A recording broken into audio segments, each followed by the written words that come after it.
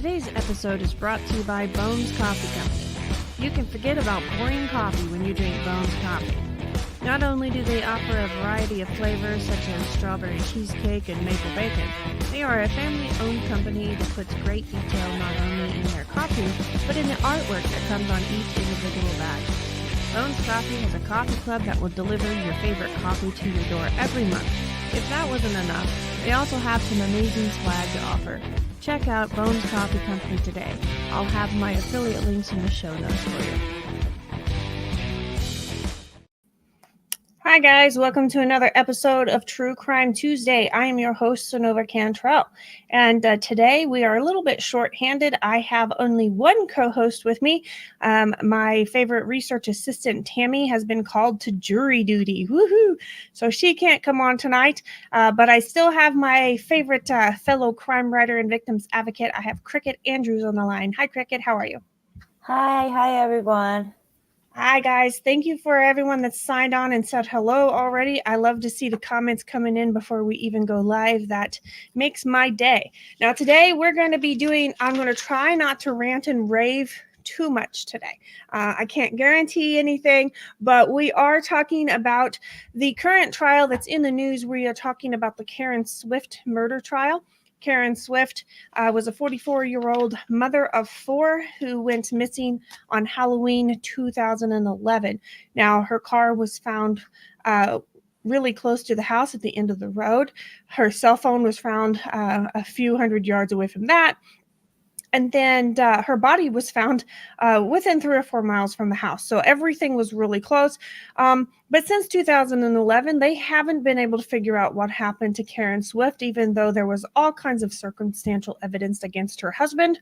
They finally went ahead and arrested him for murder, and he's up on this trial.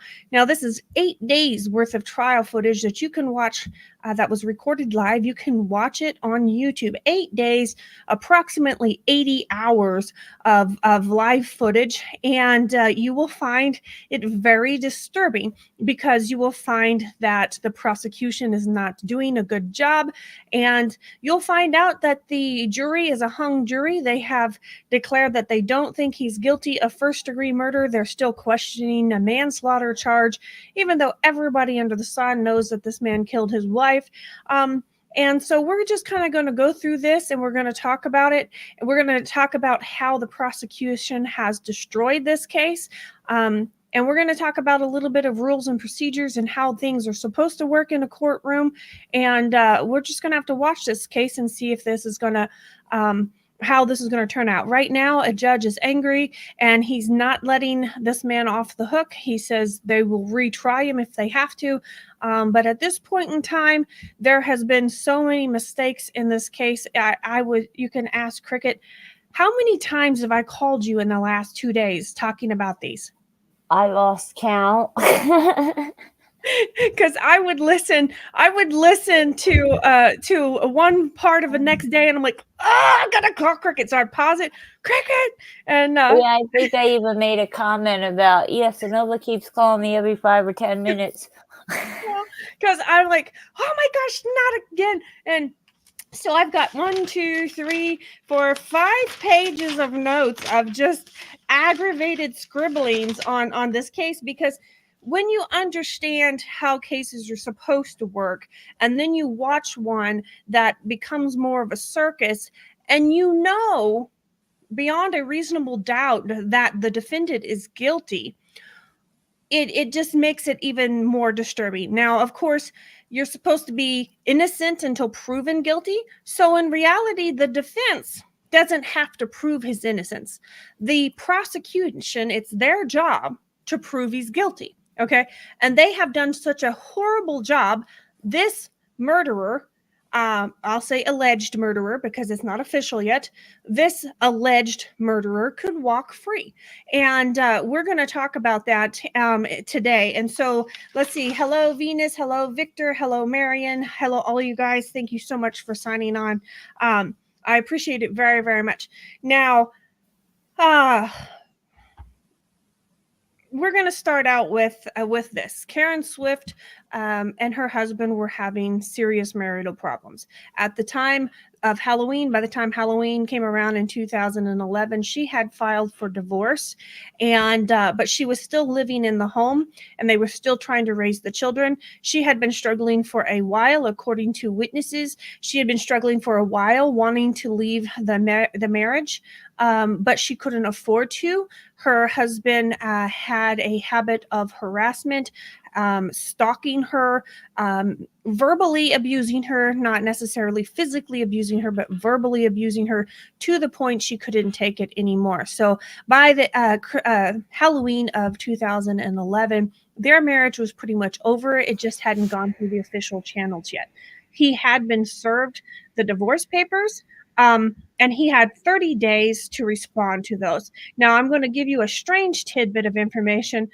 He says that he was going to go to his attorney and contest the divorce, but instead, his wife goes missing a few days later after he is served. And then those papers they wind up in the craziest place that you can imagine. This is where his divorce papers that he's supposed to sign off and return. I want to know if you guys can think of an insane place that his divorce papers were found. I want everybody in the comments to just start spouting off random crazy places, and I'm going to see if anybody can guess where these divorce papers were actually found during the middle of this investigation. So, Cricket, let's skip over that and let's give them time to respond. Where do you think? Pick the craziest place you can think of, and I guarantee you it's not the place that they found his divorce papers while they were investigating his wife's disappearance.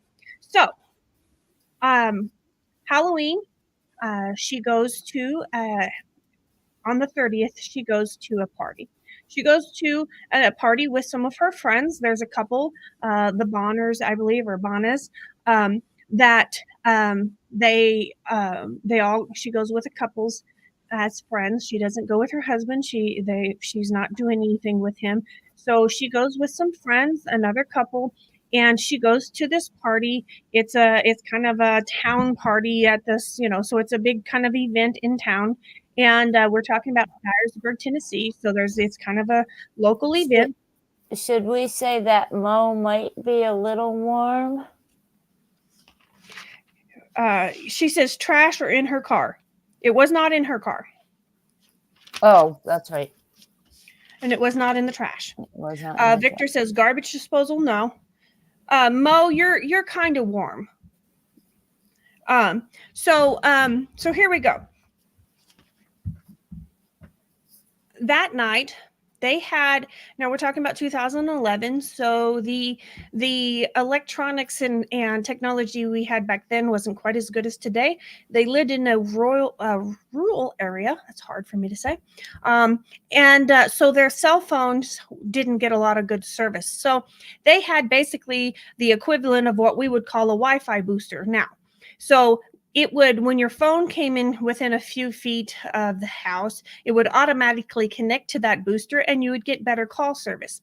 And then when you left the house, after you got so many feet away from the house, getting close, Marion, when you got so many feet away from the house, it would automatically disconnect. So that gives us a little bit of a timeline. She gets home, I believe, at 2:08 a.m. She leaves the house again at 4:36 a.m. according to this technology. So what happened? She was planning on going to this party and then staying the night at her friend's house. She wasn't planning on coming home. One young daughter was staying at home with her dad. The other young daughter had gone to a friend's house and was going to spend the night there. About 2 o'clock in the morning, 1:30, she gets a call. Her mother gets a call saying, "Hey, I don't feel good, Mom. Can you take me home?" So Karen changes her plan. She tells her friend she's not going to be able to spend the night. She's got to go pick up her daughter at her friend's house and take her home. So she actually picks up her daughter and takes her home. So the phone service shows that she came to the house within, I believe it was 2:08 or 2:06 a.m. So she's at home in the garage. No. The phone shows that she logged into the Wi-Fi with her phone, which is automatic at 2:08. Now, supposedly, her husband, David Swift, he supposedly met her at the top of the stairs and talked to her, spoke to her downstairs. So he didn't come close to her, but he spoke to her down the stairs, saying, okay, is the child okay? Is she sick? Whatever. The one daughter was sleeping in the room with her dad. The other daughter was sleeping downstairs with the mom. Now, supposedly, according to the prosecution, in their opening statements, they said this is when David Swift went into Superman mode. He quietly removed his daughter from his bed and took her to the child's room and put her in that bed.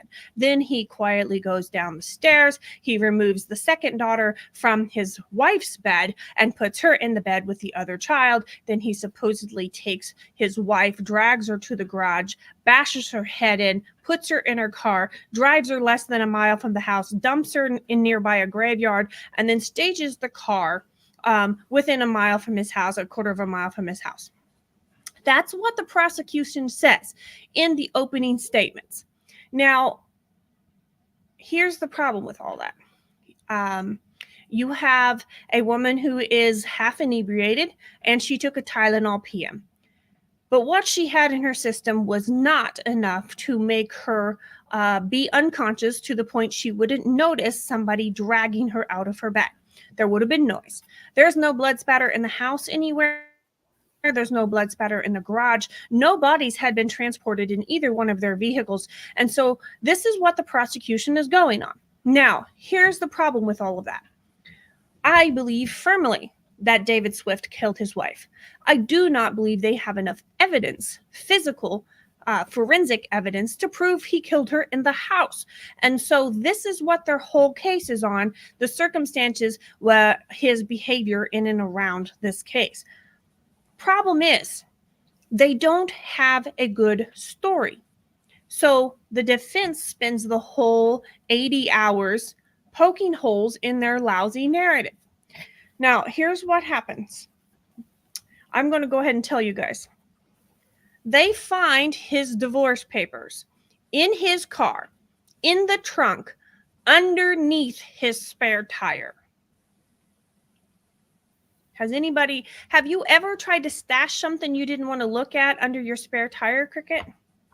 No, I'll tell you what, I wouldn't even think of that. I have a theory of that. What I want to ask, and they never did bring it up, and I don't think they did anything with it. I want to know if his tire iron was in there with his spare. Yeah. Nobody knows. Nobody asked. Nobody looked for it. Nobody tested it for DNA. Nobody did anything with that. Okay. They just said, oh yeah, there's no evidence that she was hauled in his vehicle. Okay. So, here comes the crazy thing. The next morning, he supposedly sleeps in till about 10:30. Now, he starts calling around because his wife's not home. He said she'd had a habit of leaving early and not telling him before because she really couldn't stand him and she didn't talk to him any more than she had to. So, the fact that she was not there when he woke up supposedly did not alarm him. Now, when they did get around and decide they'd cook breakfast, he texted her a few times, asking if she's going to be home. He would cook extra breakfast, whatever. She never responded. Okay, we're talking about 1:30 in the afternoon. He decides to start calling the neighbors and her friends. He calls the neighbor who lived next door, and she said, well, why don't you know Karen's car is at the end of the road? I seen it with a flat tire this morning at 9:30 when I was heading to church. And he goes, supposedly, he said, no, I did not know it was at the end of the road. So he asked her if she can watch his daughters so he can go down there, investigate, and find out what's going on. So he supposedly gets down there, and he's the first person to get there to the car. No one else was there, according to his own interrogation video. He says no one else was there. Now, her couple friends, the Bonas, they showed up shortly later because he had called them and asked if Karen was over there. Karen had the habit of staying over there when they were having problems. So he thought maybe she went over there, supposedly. So he said in his interrogation video that he arrived at the scene of the car. No one was there but him, and he unlocked the car. He looked in the front seat. He looked in the back seat. He looked in the trunk. He looked around the car. He didn't see anything that gave him any answers. Now, here comes a question. The Bonus show up a little bit later. The officer shows up a few moments later. When the officer shows up, strangely, the car is locked and no one has a key. Okay? No one has a key to this car. Now, this is a situation where they think, okay, this 44-year-old woman may have walked off and somebody picked her up. She may have gone here, she may have gone there. So they're looking at this as a active missing persons case. Now, you'll find, and this I find disturbing, the one officer that arrived on the scene first, there was another officer or two that showed up after him. The main officer decides to leave the scene and answer another call. So he leaves the scene in charge of another officer. Now, that officer says while he was there, no one got into that car. Okay, that's fine. But they never have established the fact that they weren't the first people in the car. Then you come back, and just before dusk, so probably around 5:30, 6 o'clock, depending on that time of day in that part of the country, 5:30, 6 o'clock in October, the end of October, it was getting dusk. And he said that was about the time he came back to the scene. And that's when he asked David, the husband, to unlock the car. So David unlocks the car as if he's never unlocked it before. So he unlocks the car and allows the police to look. Now, the police find she had worn different clothes. She had a black skirt and some black boots that she had gone to this Halloween party in. But he says that when she got home, she was wearing jeans and a gray zip-up hoodie. I think she said zip-up hoodie, a gray sweatshirt of some sort. So somewhere along the line, she had changed her clothes. And so they find that. They find her purse. They do not find her cell phone. They do not find anything in the back seat of the car of evidence. In the trunk, they find a cooler with a few cans of alcohol or cans of beer that hadn't been opened. And that's basically it. She had a flat tire. It looked like she locked the car and walked away. My contention is she was a quarter of a mile from the house. Why didn't she walk back home? There were houses all the way around her. She knew 90% of everyone that lived by her. And yet she supposedly walked off or hitchhiked and ran off. Now, this is when the officers are starting to wonder what's going on with this. And that's when they start getting information that she had filed for divorce. Now, this is also when you'll see in the interrogation videos where he is sitting in there talking to police. And when he's talking to the police, I'm watching his body language. BG Green says, they heard this case in my county. So sad the jury was loaded with morons. BG, I'm going to prove to you that it wasn't necessarily the jury's fault. There was so much evidence that the judge wouldn't allow in. Yeah, and they can only work with the information that they get. I blame the prosecution and the judge. Okay, so while we're watching this interrogation video, and this wasn't even an interrogation, it was just him coming and giving his statement. He spends the entire you come in and he's got this quiet, good old boy, polite demeanor. Okay. And he's he can't believe this. He doesn't understand why his wife's leaving him. He's like, doesn't get this. And then they're like, well, did this make you angry? Well, no, it upset me, but I never get angry. I never get violent. I never. Few minutes into this video, you'll find they ask him specifically about a phone. Now, she was trying to leave this man. There was statements where neighbors saw him in their own yard watching his wife across the fence in their own house. So he literally went to the neighbor's house and trespassed, hid behind some bushes in her fence, and was watching his wife from the neighbor's yard because he thought she was doing something she wasn't supposed to. He was watching her phone bills. He was watching everything that she did. He'd show up. She was at a friend's house with a couple and with some friends. He would show up and literally bust through the door and saying, it's too late. You need to be coming home. All these kinds of things that he was just riding her into the ground. Anybody that has seen a victim of a narcissist, anyone that has seen a victim of verbal abuse, you can see it. He is riding her into the ground. He is stalking everything she does. So her friends, the Bonas, they actually give her a cell phone that he supposedly doesn't know anything about, so she can contact her lawyer and talk to him without her husband knowing it. They also loan her $2,000 to get the legal process started because he had all of the funds and the finances tied up to where she couldn't use any of it. And so this is the type of thing that we're talking about. So in the middle of this, he thinks his wife is missing. Okay. He comes in to give his statement and he walks in on crutches. Now, this is something key that you want to understand. He had an old injury and an old knee surgery. And then he had been on crutches. He had been off of crutches. Everything was fine until a few days before this incident. He decided he must have twisted funny at work or something. And now he's on crutches again, 2 days before she goes missing. But I'm going to prove to you that that was a ruse. Okay. So, but anyway, so he's making his alibi about his leg. He rides his crutches into the police station and he talks for quite a long time to these officers. Everything's fine. He's talking about their marital problems. He had cheated on her. They had divorced once before. They got remarried. She got unhappy. She cheated on him, supposedly. There's this, there's that. And he's like, well, how did that make you feel when she cheated on you? Oh, well, it upset me, but he's like, that's crazy. He's like, most men would go ballistic. I never get angry. I never do that. Do you? And Karen had gotten to the point where she was drinking a whole lot more. She was having all kinds of problems with that. So right, I don't know, just a few minutes into this video, they ask him about the cell phone, the second cell phone. Did you know she had a second cell phone? Instantly, that man changes. Instantly, he doesn't answer the question. He spends the next 23 or 24 minutes trashing his wife's lifestyle. He said everything from he suspected her doing three-way things with the Bonas. He suspected her sleeping with the wife. He suspected her.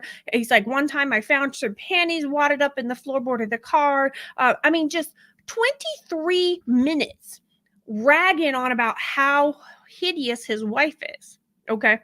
He never answers the question and he keeps on with this. Oh, she drinks too much. She threw up on the porch. Everything he can think of, because he's in a very conservative area. So the more he can shock these officers and saying, oh, I think she's doing three ways with these Bonas. I think she's making out in a hot tub. I think she's this.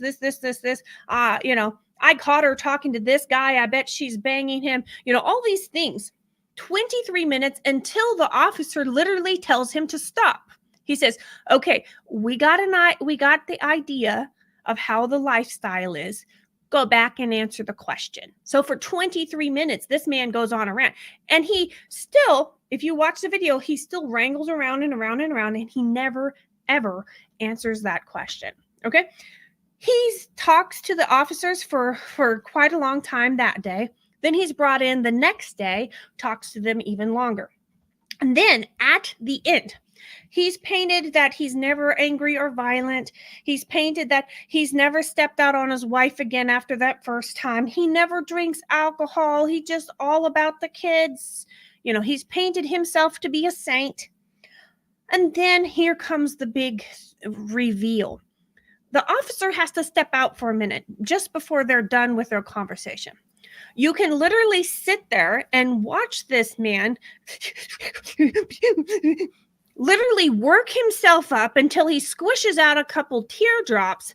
And when the guy comes back in, he starts crying about his wife. Well, I just want to help out as much as possible, with my wife. I just want to find her and bring her home. So it took him 2 whole days to work it up enough to cry over his wife. Okay. So if that doesn't tell you what this man is, it literally, it shows you everything's about him. It's not about her. At this point, he still thinks she's missing. Okay, Cricket, do you want to jump in and say something? You haven't said much.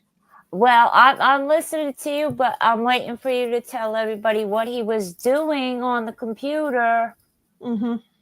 when he was so concerned about his missing wife. He was on the computer looking at porn and on dating sites and all this other stuff. Yeah, he was really concerned about her. Well, and here's the thing. That's gonna be coming into the this is coming into the trial. Okay. Day one of the trial, the prosecution tells you that this is what they're going to do and they're going to prove this to you, blah, blah, blah. Then they give you this stupid story that makes no sense of how she died. Okay. I contend she died differently.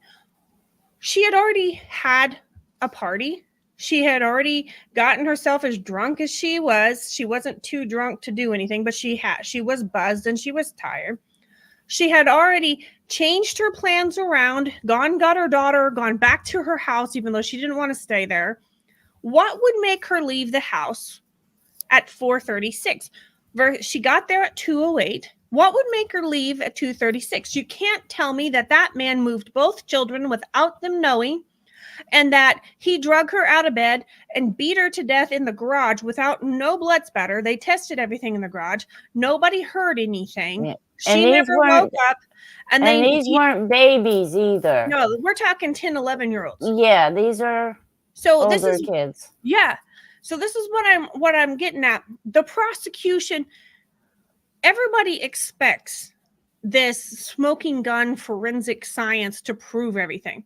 Well, a lot of cases aren't built on that. They're built on circumstantial evidence. And you have to prove not beyond a shadow of a doubt. And this is where the jury's gotten confused. They think, well, there's a little bit of doubt there, so we can't convict him. Again, it's a reasonable doubt, okay? Not a shadow of a doubt. That's two whole different things. And this jury was not instructed on that. They were not educated on that beforehand. I've been on a jury, and the judge educates you on different things. He gives you or she gives you instructions on different points of this process, so you know how it works. I was on a murder trial as a juror at 25, and I literally was told over and over again, they have to prove beyond a reasonable doubt, not a shadow. That is not the case. You have to do reasonable. Okay, so here's the thing. This is what upsets me. They get to the trial. They say this is what they're going to prove. They give this outlandish story. Then you get the defense up there who says, that's an outlandish story. My client loved his wife. He didn't want to get a divorce. Okay. That sounds good, except for the fact that there is a lot of evidence that is not allowed into the case. Okay. The first bit of evidence that's not allowed into the case is the fact that this man, it took several years before they arrested him. Okay. He wasn't arrested until, I believe, 2022. So 10 years went by. He had found another woman. He had married another woman. She had got tired of his verbal abuse. She had filed for divorce. He had stalked her to the point that she sued him for stalking her. And he's convicted and facing trial for serious stalking charges for stalking another woman. Okay. That wasn't allowed into this case. Now, the judge, the prosecution says that needs to be in this case because that shows a pattern of behavior. The defense says, no, that can't be in the case or it's going to bias the jury. This is where I feel like our judicial system has gone to the dogs. Yes, there are certain things that don't have to be in a trial if they have nothing to do with that trial. I agree. Okay. But in this situation, he literally started the same pattern that he did on the victim to another woman. She survived, and he's going to jail for that.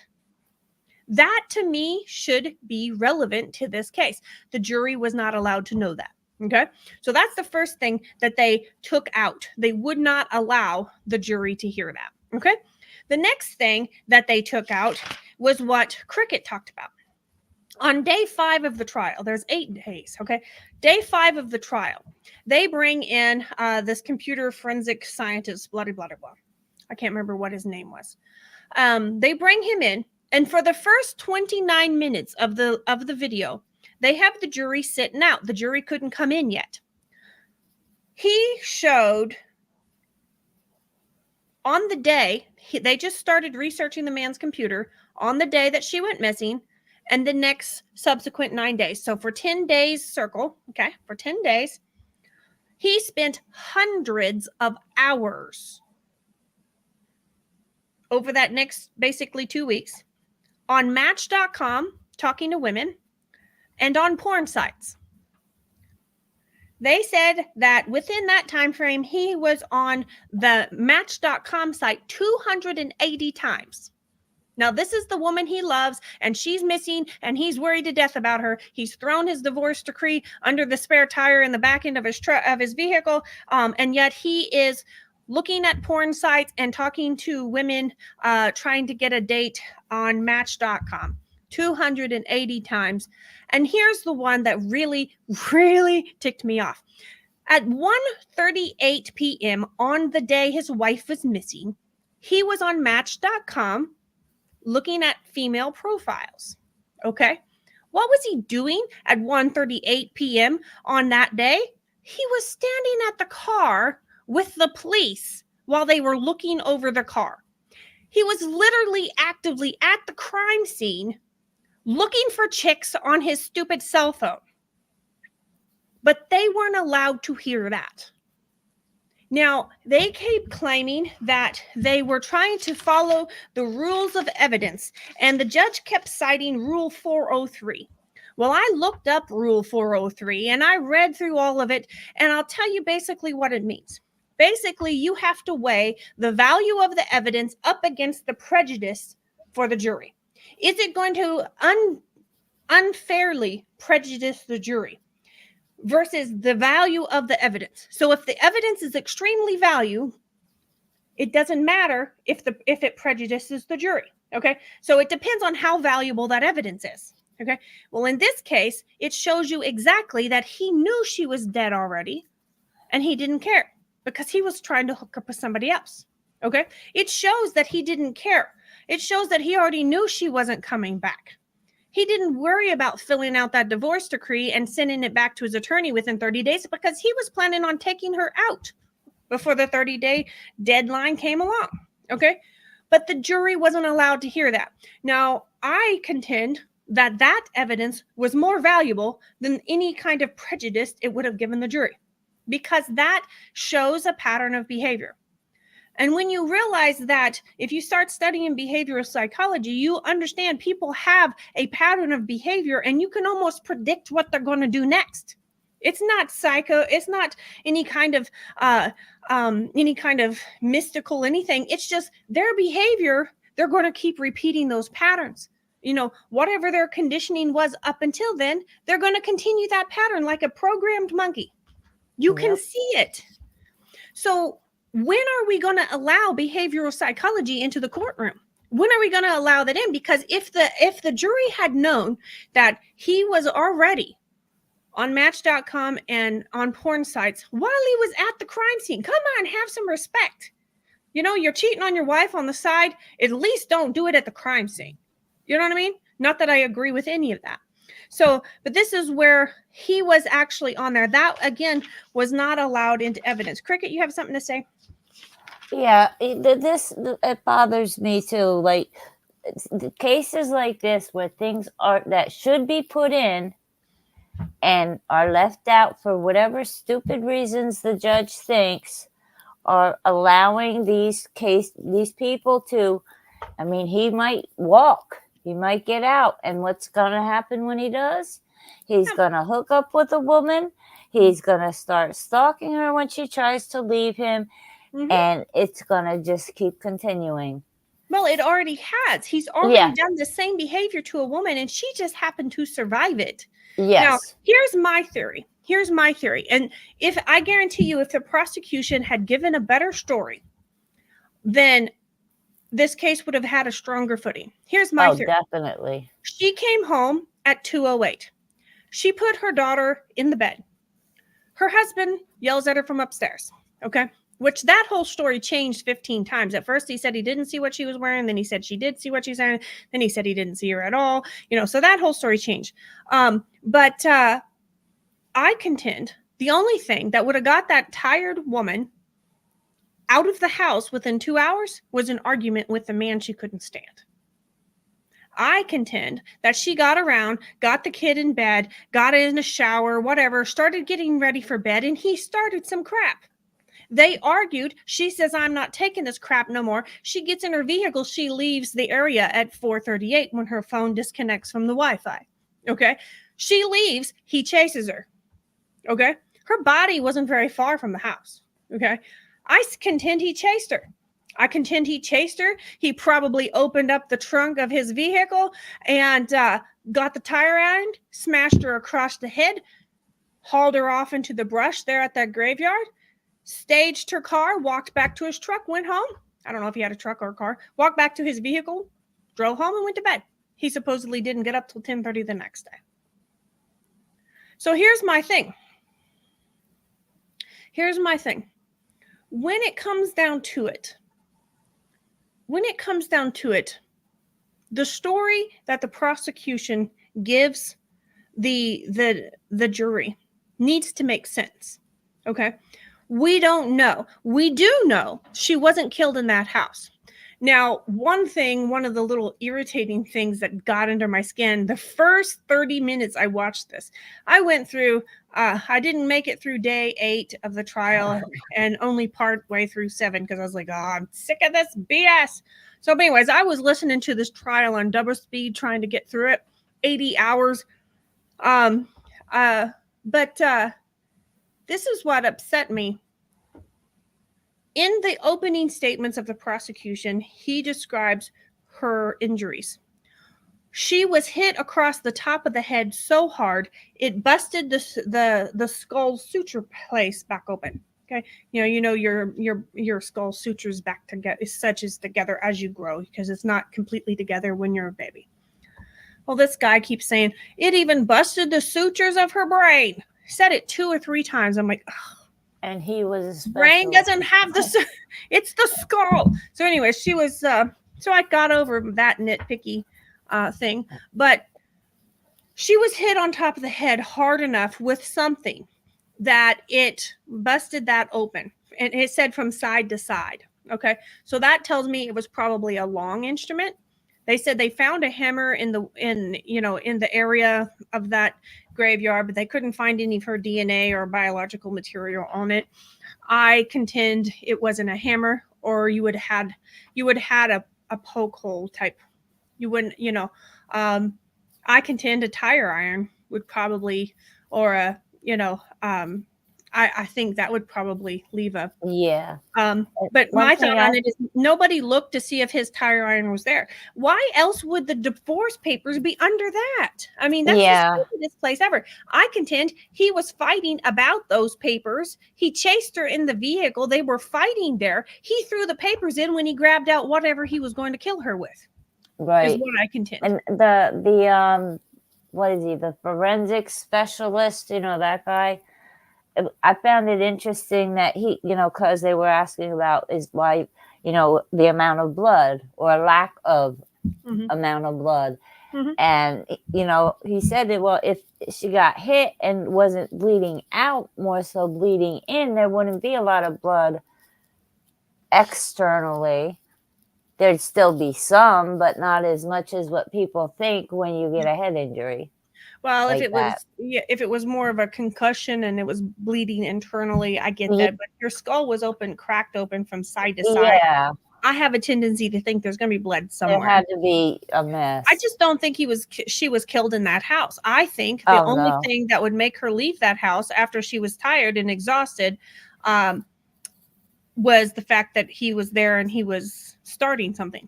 I mean, and they even brought the cadaver dogs out, and they didn't find anything. And so the prosecution, people don't understand. It's not the defense's job to prove they're innocent. Okay, it's the prosecution's job to prove guilt. Okay, so when the prosecution doesn't do their job, the defendant's automatically innocent. Okay. And this is where the problem comes in. The prosecution couldn't give a viable reason or a viable story of why that woman's blood wasn't in the garage. Okay. They couldn't give a viable reason. And they kept coming back to there's no blood here. There's no blood here. There's no blood here. We know. Where was the blood? Where was it? What was around her? She was actually kind of hauled off into the brush area there by a cemetery. Now they're contending. Let's go into this whole concept of the crutches. They're contending. You'll find that they brought forth all kinds of witnesses. Well, 2 days before she got killed, his knee was bothering him again, and he was back on crutches. There's video surveillance at Walmart with him on crutches. He was at the skating rink with his daughter on crutches. And all these visible places where he's on crutches, and I'm sitting here going, yeah, he's establishing an alibi. It's real simple. But then Saturday evening, so the night that she comes home at 2:00 the next morning, okay, that evening they had borrowed some hay bales from a neighbor to do a hay ride for the kids. They had picked them up on Thursday. Okay, by Saturday night he takes them back, okay, because he told this man he'd take his hay bales back. He borrowed 7 or 8 hay bales. The farmer said they're 65 pounds, 65 pounds piece. And he said when he came to drop them off on Saturday, he didn't have any crutches. He climbed up in the back of the trailer, and he would pick the hay bale up from the back end of from the front end of the trailer and carry them to the back end, set them on the tailgate. The farmer would grab them off the tailgate and put them back in his barn. So obviously his crutches he needed his crutches earlier in the day when he was at Walmart, but he didn't need his crutches while he was doing physical labor. Now, if you guys I want to know, I know I've got a few country boys on here. How many of you guys have chucked square bales? I have. Have you chucked a square bale? Yeah, I know. You're a city slicker. You're a Yankee. You're up there almost in New Jersey. I used to live on a farm. I was just too little to lift up the hay bales. Mo, he did it. Yeah, see, that's true. She says, how did he carry the kids to bed if he's on crutches? Absolutely. Exactly. Absolutely. So, see, this is the thing. He supposedly was on crutches because his knee was hurting again, and he had to make a big display at the police station on crutches and all this stuff. And I'm like, yeah, well, Saturday evening, all of a sudden, you chucked 7 or 8 hay bales, 65 pound square bales. I have done it, and it's not the easiest thing to do. I mean, of course, I'm not, I'm not a guy, so it's a little hard for me. I'm not as physically fit as I would like to be, but I've done it, and it's not easy. And there's no good, easy way to climb up in a trailer and chuck hay bales with a messed up knee on crutches. You can't do it on crutches. No. So what did he do? Sit down? You know how me and my mom, when I was a kid, she'd get upset and she'd want to move. She had this big antique organ, and she'd want to move it, and Dad would never get around to it. So we'd sit on the floor and we'd wedge ourselves against the wall with our back up, and we'd push it with our feet. We'd push until we finally got it where I bet that's how he did it. I bet that is, because I'm like, I'm sure. Yeah, I'm sure. I'm being crazy. Okay, so here's the thing. There was that one witness that was brought forth on day 4. But we're going to talk about where this case went downhill even worse. Day 4, the prosecution should have just stayed the crap home. Should have stayed home. Absolutely. Day 4 was a freaking joke. Okay. Day 4, they brought in their tire expert who goes on the stand for 72 minutes. 72 minutes. And he goes off into all this technical mumbo jumbo about how the screw in the tire was screwed in. It couldn't have just went in on its own because it was screwed perfectly in, and the threads and the discs, and yet he didn't have anything but one photo to prove his point. He had no experiment. They asked him if he had experimented on a similar tire. No, I don't recommend that. 72 minutes. He's blah, blah, blah, blah, blah. At 39 minutes into his 72-minute escapade, the expert, the witness, the prosecutor asked The witness. Okay, he asked this expert. Yes, Victor says tire expert, and I said yes, tire expert, air quotes. Okay. The prosecution literally asks the witness, how is this significant to this case? The witness's reply was, it's not particularly. Then he continues on for another 32 minutes. So I'm sitting here going, of course the jury's not going to buy any of that. The jury fell asleep 29 minutes ago. You know, I was like, nobody's going to believe this crap, especially when the defense just got up and said one thing. The defense said, I mean, after 72 minutes, what the heck are you going to say? But anyways, the defense gets up and goes, about a tire. Yeah. Well, and none of his stuff was backed up by photographic evidence. Right. Nobody, you know, he just wrote out this report and had all this scientific mumbo jumbo about the different types of rubber and the tire and this and blah, blah, blah, blah, blah. And I'm like, I don't care. My brain shut off 20 minutes ago, you know. But the defense gets up there and says, okay, so did you run some tests on a similar tire on a similar wheel using a similar screw? Did you run any tests? And the guy goes, no, I wouldn't recommend that.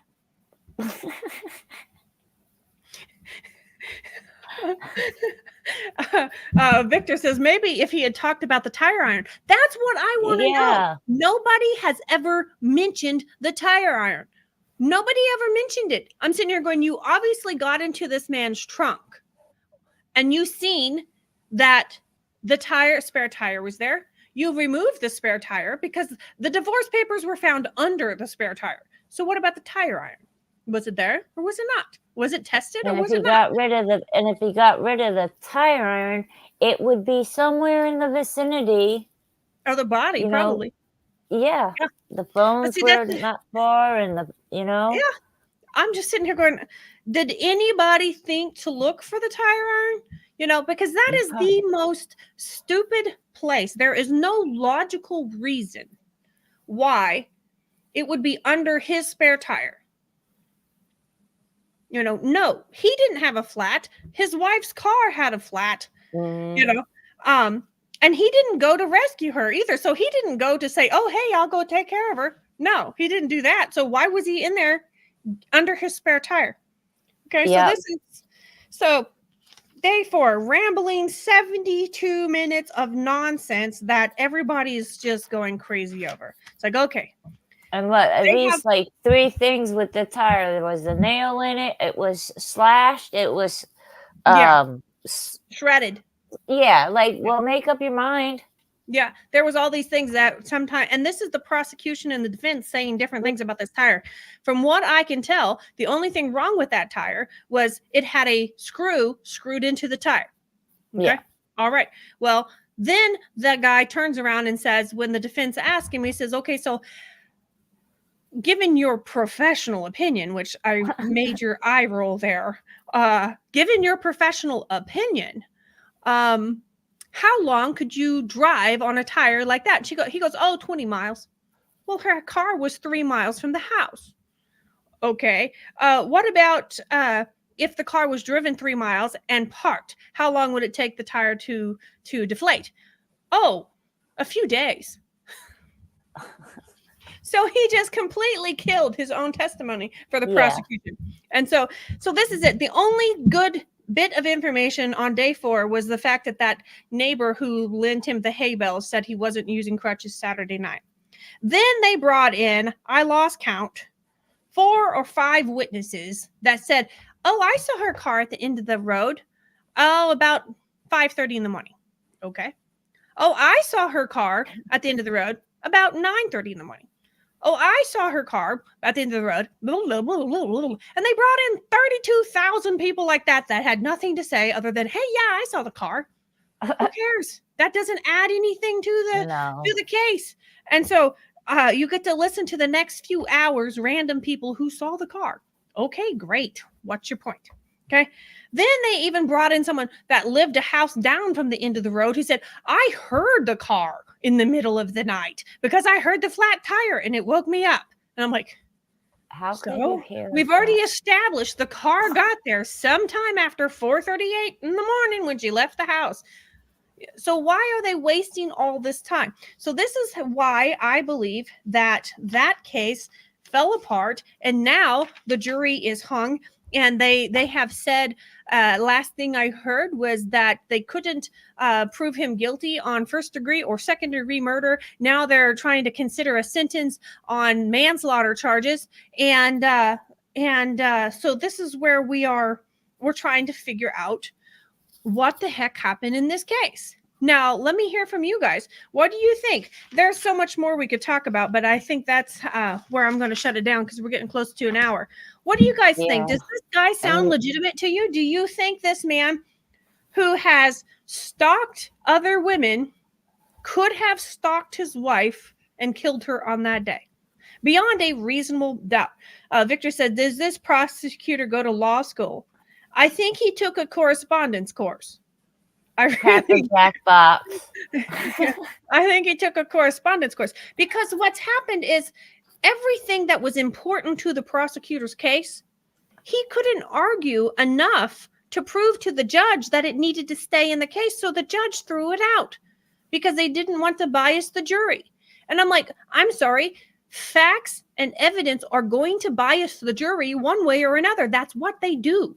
Yes. So the fact that it's going to bias the jury and make the defendant look bad, that's what it's for. It doesn't matter. And if it's related to this case and it shows a pattern of behavior, it needs to be shown to the jury. So I don't, BG said that he thinks the juries are morons. I don't necessarily blame the jury.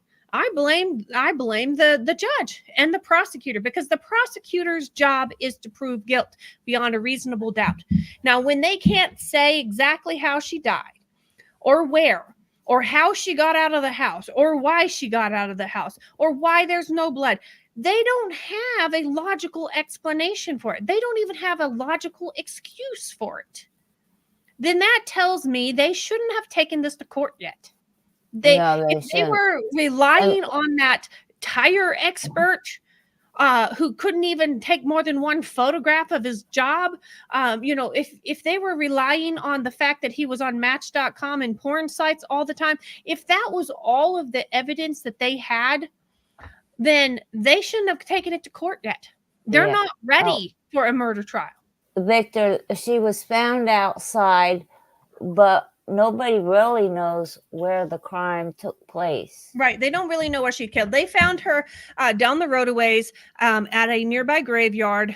There was one of those big lighted crosses on the hill that's lit all night. And she was found in some brush behind a log in that area. And that's where they found her 40 days after she went missing.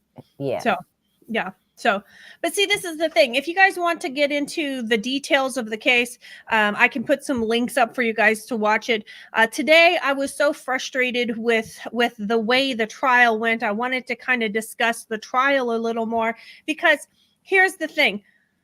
BG says, did they ever ping his phone? Mo, they did a whole bunch of pinging of her phone.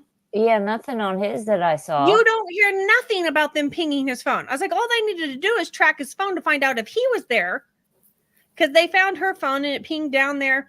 It pinged down there by the river, and then they eventually found her near that graveyard. But they never pinged his phone. I'm like, well, that should have been the first thing they do, And then it says, BG says, we do justice a little different in West Tennessee. Thank God. Because I'm just sitting here going, this isn't justice. This is like circus. No. People from the outside look at this and they're like, they don't have any hope. If this is reasonable, let's think common sense, which I know common sense isn't very common anymore. But let's use common sense. I believe everyone watching has some. Okay. Common sense says he has abusive behavior. He has stalked other people. He has a controlling personality. He has all of these things added up to him. Okay. His wife goes missing. He doesn't care enough to even really do anything about it. While he's at the crime scene, he's on Match.com talking to another chick. Okay? She was going to divorce him. That was going to cause an embarrassment. He did not want that. Okay? She comes home. She leaves rapidly. She's there for 2 hours. And then she leaves in the middle of the night, 4:30 in the morning. She leaves. And then he's the last one to see her. His stories of the last time he saw her changes several times. He doesn't show any concern. He doesn't even go down to the car till after 1:30. He wasn't the first one to call the police. That couple that was the Bonas that were her friends called the police first, and then he hurried up and called the police second so he could cover his butt. So this is where reasonable. Isn't it reasonable that he could be a person of interest? Isn't it reasonable to think that he had motive, he had means, and he was in the location? He was the last person to see her. Isn't it reasonable to think that he could have chased her down the road in his vehicle? He could have argued with her over the divorce papers that happened to be found in his trunk. Couldn't it have been reasonable for him to take something out of his trunk and hit her with it? Couldn't it have been reasonable that he drug her body a few feet off into the brush, even though he had this terrible bad knee that he could still chuck hay with? You know what I mean? And then he drives his vehicle back home. He stages her vehicle, drives his vehicle back home, gets back in bed, acts like nothing happened until all of a sudden, I don't know, 10:30 the next morning, he decides, okay, I might ought to call somebody. Is that not reasonable? To me, that's reasonable. And this is what we need to understand. That is a reasonable story. That is a reasonable doubt. That is not a shadow of a doubt, because we don't know for sure. We don't know, we can't find the blood spatter. We can't find the murder weapon. We can't find those things. Well, if you wait for those things, you may never go to trial. And what people don't understand, before the advancement in forensic science and DNA and all that stuff, all of the cases were classed under a reasonable doubt. They were all classed as circumstantial. They were all classed that way because you didn't always have all the answers. But if you know that this person killed this person, but you don't have the blood evidence, does that mean you let him go? And this is where we're at. And she even told her friends she did not want to be home when he got served with those papers because she had fear. Well, and at one point there was a restraining order. Who goes to your neighbor's yard, hides behind the fence in the bushes, and looks back into the windows of your own house because you're trying to spy on your wife? Yep. You know what I mean? And so this is where I feel like I hold the prosecuting team, I hold them responsible, and I hold that judge responsible, because I think the jury needed to know that he cared so little that while he was at that crime scene, he was on Match.com on his phone. That is important. That shows you his mental state and his emotional state towards his wife that had just disappeared. I think that was something that should have been allowed into court. Definitely. I also believe the fact that he has had this with another woman and he's still facing charges on that. I think that should be allowed in court. Now, those two things they're going to fight hard about, and that's going to go back and forth and, between prosecution and defense. But I believe the jury had a right to know those two things, because those two things, I believe, would have changed the course of this case. And definitely. The defense knew that. That's the reason why they fought to keep it out. So that's why the defense has done a good job. The defense seems to be a better orator than the prosecutor.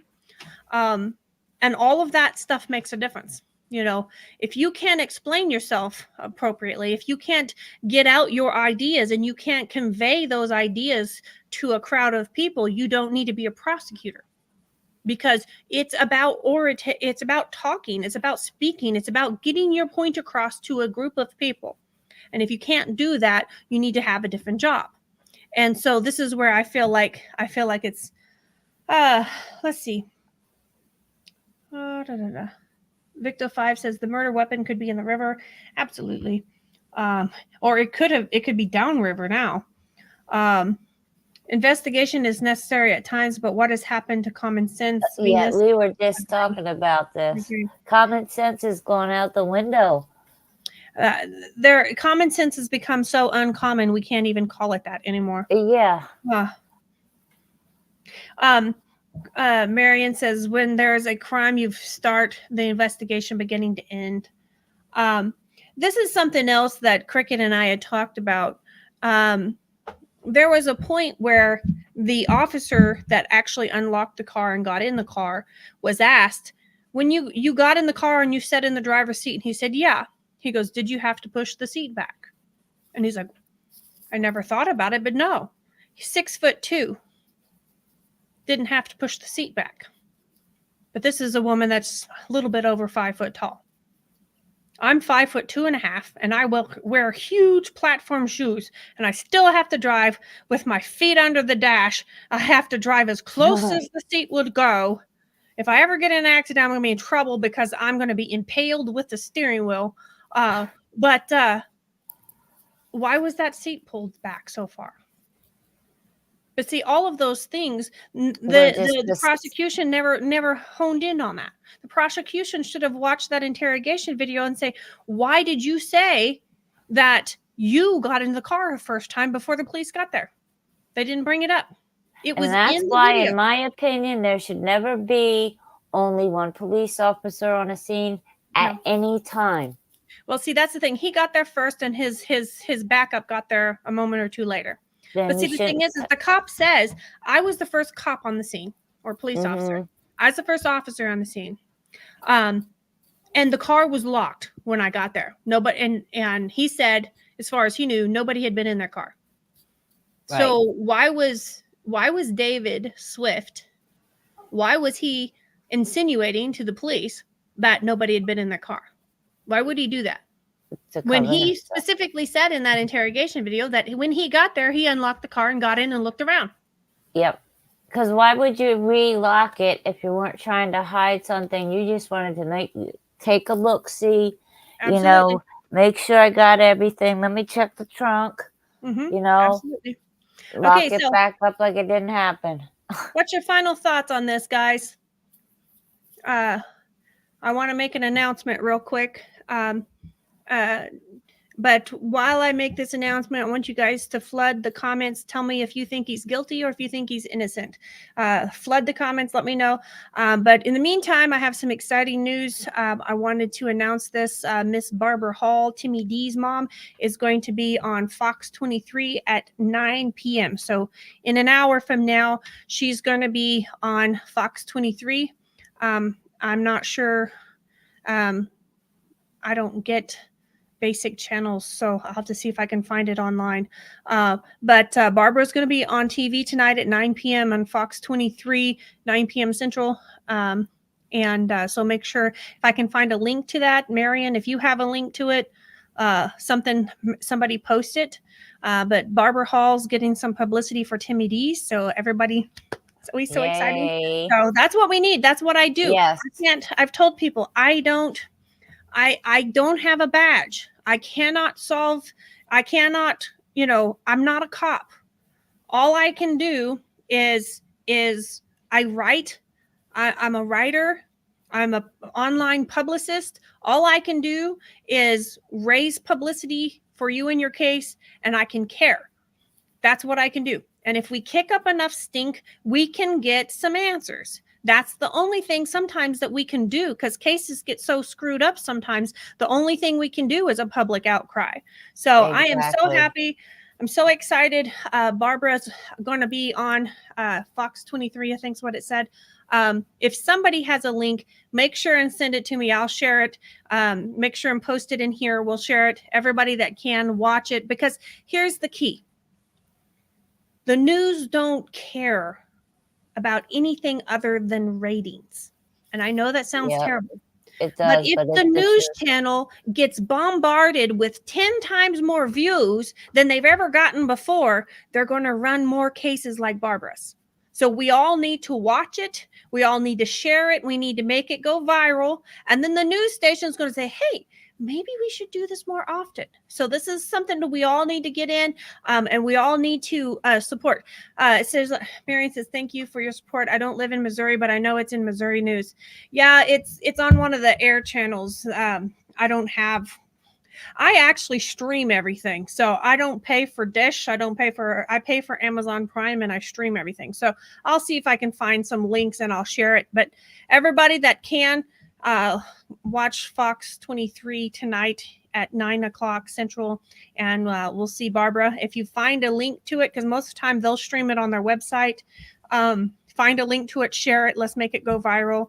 Let's get some answers for Timmy D's, and let's get them excited about running more stories like this, because if they can run more local stories like this, we can get some more answers. So, okay, guys, thank you for signing on. I've kind of gone a little bit over an hour. I apologize. I hope you guys have a good week. I'll see you next week for True Crime Tuesday. You want to say goodbye, Cricket? Have a good week. Don't forget to like, subscribe, share, and invite. Thanks.